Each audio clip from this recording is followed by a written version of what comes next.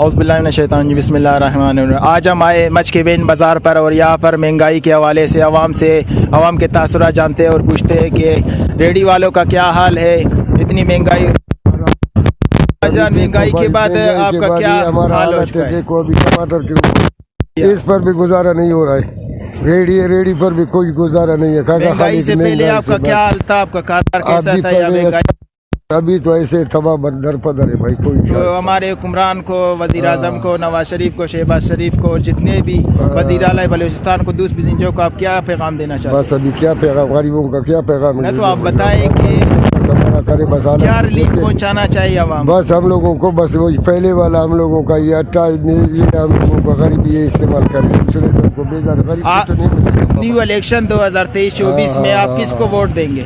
वो हम अभी किसको देगा? वो वाला को दे भी, हमारा ये हालत है, वो किसको, हम किसी को भी नहीं देते। वो फिर भी पीटीआई को देंगे या किसी को नहीं देगा? किसी को भी नहीं देंगे? बिल्कुल बिल्कुल हमारा हालत को या बलूचिस्तान में बाप पार्टी को देंगे? कोई किसी को नहीं देता। गरीब का वही हालत है, वोट देवे हमारा वही हालत है कि नहीं देवे हमारा वही हालत। आखिरी पैगाम आप आवाम को क्या देना चाहिए? क्या देगा? कुछ भी नहीं है बाबा, हमारा साथ और कुछ भी नहीं है।